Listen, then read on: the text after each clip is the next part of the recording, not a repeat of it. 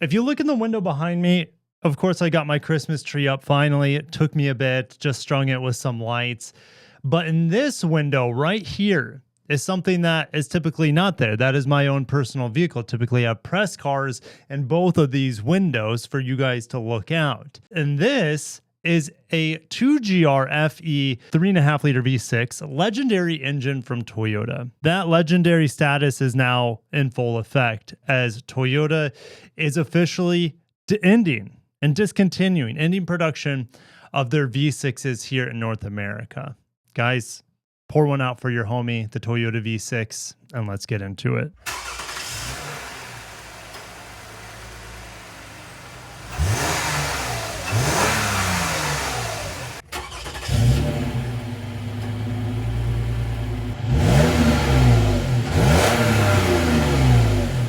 Man, I wish I had better news. I wish the news was actually something along the lines of Toyota recommits to V6 in wake of CAFE requirements getting thrown out the window. You know, we can't have everything. And, you know, maybe we'll get some sort of consolation with small cars being built in America. If you missed my video earlier this week where Trump gave the green light out of all things, he gives a green light for K cars essentially to be made in the United States. It's the most weird alternate reality that we live in. And this alternate reality also has the V6 ending production in Kentucky. And the writing's been on the wall. Just last month, Toyota boosts hybrid production in the United States, almost $1 billion, tons of jobs, ramping up production. And in West Virginia, they're increasing capacity for assembly of 4-cylinder hybrid compatible engines with 6th generation hybrid transaxles. This actually was pretty exciting. Even in Kentucky, a new machining line for 4-cylinder hybrid engines. People really value Toyota's hybrids. People really value Toyota reliability. And then you can get that in a Toyota hybrid, even though they have 4 cylinders and they have good power, generally pretty good power. But also really, really good fuel economy. And they just keep getting better. So I'm excited for the 6th generations to come.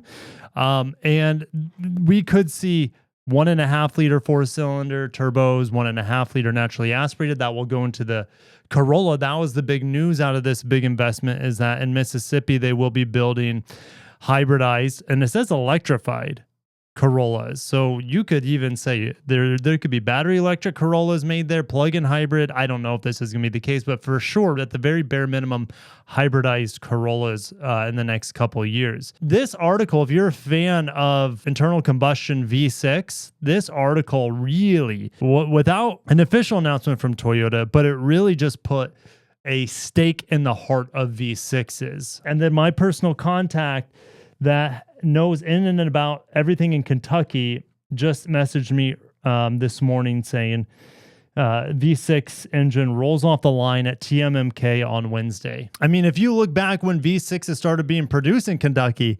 1994, guys, it's been over 30 years of V6 production, a few different generations, but that is absolutely insane. 30 years of V6 production, now 6 feet under. V6s were previously built also in West Virginia. And if we look, they also made them in Huntsville, Alabama from a time starting in the mid-2000s. That's when the GR engines started coming online, which is pretty exciting. I've owned 2 vehicles with 2 V6s. My Avalon had the was it the 1MZ? Let me double check. All right, because I have a few. Yeah, it was the 3 liter here, double overhead cam. It had VVTi eventually. You could get it in the Camry. You could get it in the Avalon. Mine was an 03 Avalon. Okay, you can get it in the ES. All right, the Harrier. Rest in peace. The same thing as a Lexus RX back in the day. The Sienna Mark II wagon. Wow. Let's look up a Mark II wagon. Do you guys want to salivate real quick? Oh, yeah. Look at this guy. Mark II Qualis. Look at that. The Solara had it. I still see tons of Solaras here in South Florida because, well, it's just a retirement good vehicle. Drop the top, V6, you know, reliable as all hell. The Estima, which we didn't get the Estima in this generation. They're talking about in the early 2000s, which it was the same thing as the Previa. That was killed in the the late 90s. They added VVTi in 1998. That's also when they added VVTi to the LS 400, for example, with the 4-liter V8. Not the new twin turbo V8. It's not related to that. No markets in America got the 2MZ engine that I can remember. It's possible we could have got it in an IS or something. This 2.5-liter V6, a very small V6. But this engine had oil issues. It got grimed up. I forget exactly what happened with the 1MZs. You just change the oil regularly on them and you'll be fine. But they didn't have that, robust, completely ignore it like an AK-40. I don't know why I'm talking about guns, but the old 1MZ engines, they had issues, okay, if you did not stay on top of the oil changes on time. 3MZ. Now, this engine, the 3.3 liter, you could have seen, I actually owned this engine too. I take it back. I owned 3 cars with the V6 because I've had 2 generations of Siennas. I had this 3MZ, the 3.3 liter, and my 04. I traded my 03 Avalon for an 04 all-wheel drive XLE Premium, or I forget the trim level back then, but it was the top of the line Premium. All right, I have videos of that van if you want to see my 04 V6, okay? And I love this engine too, 230 horsepower, 242 pound-feet of torque. This engine was fantastic. Oh, here's the excessive oil consumption issues. All right, oil gelling or engine sludge caused by several factors. And the engine's PCV system, worn off parts or bad leaking valve cover gasket. This allowed oil to leak into the engine bay. All right, so yeah, I mean, even a class action lawsuit was filed. So Toyota, this was the plague for these engines. While I'd say they're smoother than the 2GR engines, but that's highly subjective, they had the oil issues. All right. So they were replaced by this new line of engines, the GR engines, which are now ending production. The MZ engines ended, you could say, in the mid-2000s. The RX hybrid was one of the last vehicles. The Highlander hybrid V6 was one of the last vehicles with it. And it's unfortunate. And stay tuned. I will actually be driving a Lexus TX plug-in hybrid, the 550h Plus soon. And that has the 2GR V6. And it's going to be your last car in the United States from Toyota on sale to have a naturally aspirated V6, a twin turbo V6, which has all sorts of issues and recalls when the main bearing's blowing. But that's on the Tundra, the Sequoia, all right, the Lexus LX and GX, those twin turbo V6 engines. Those are not related to the 1MZ engines or 2MZ or 3MZ engines or the GR line of engines. All right. So anyways, we fast forward to the GR engine, which many of us are still highly familiar with because it's essentially bulletproof, up to 317 horsepower. You could see that in like a Lexus GS, for example, in rear wheel drive application. They stuffed this engine in just about everything. Now, the 1GR, all right, was less used, but we had it in the 5th generation 4Runner, the 4-liter V6. Fantastic engine, also bulletproof, thirsty as all hell, 237 horsepower, but a stout 266 pound-feet of torque. But that was pre-VVTi. When they added VVTi, it got all the way up to 267 horsepower and 278 pound-feet of torque. This, my friends, is a fantastic engine. You can get a TRD supercharger kit for the Tacoma, which has a 4-liter. All right. Did the Tacoma ever have the 4-liter 1GR? For sure it had the 2GR 3.5 liter. I guess it did. I guess it did. The Tacoma pre-2016 was a refresher / redesign. They used the 4-liter V6 here. I had no idea. All right. I know more recent Tacomas better, but that's badass that the Tacoma back then had the 4-liter V6. That's pretty cool. FJ Cruiser, of course, had it. Prado, J70 series. Yeah, even J200 had it, but not in America. We only got the 5.7 liter V8 J200. So pretty crazy.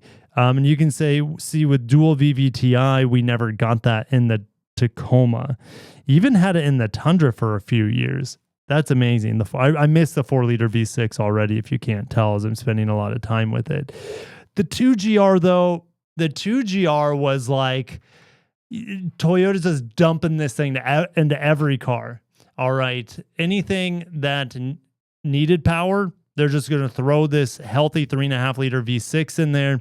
Initially, it had 268 horsepower, but you could get applications well over 300 horsepower. And just look at all these vehicles, supercharged calendar years. Yeah, we didn't get any of those. You can see most of those are Lotus cars. But look at this. Look at this lineup of Lexus LM. Hong Kong had the 2GR engine. That's crazy. There's a beloved Sienna is making its cameo in this video with the 2GR FE engine. Pretty cool. All right. But yeah, the Camry had it in the XLE and the XSE for so many years. And then, of course, it kind of ended with a bang with the TRD model. So RAV4, yes, you even had the V6 RAV4. What was that? 3rd gen RAV4? I already forget.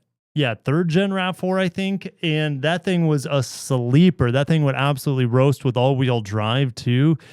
Yep. And then we had the 2GR FSE, more commonly seen in the GS Hybrid, the ISs with over 300 horsepower. Those were really the only application. RC as well, I guess. We saw that here too for just a few years, the RC 350. The IS still has this engine. So just because V6 production has ended in the United States doesn't mean Japanese production won't continue. And that's where it gets tricky for something like the TX, is that the TX is a plug-in hybrid at the very top trim that has a V6. I'm guessing they're just going to import those V6s from Japan. You know, there's a lot of other markets like the Middle East, like Australia. I don't know about Australia so much anymore, but the Middle East, maybe Southeast Asia, that still really enjoys having V6s. America does too, but they've already put a fork in it here. The 2GR FXE was in hybrid applications, and it's just unfortunate that Toyota won't be making more V6 hybrids.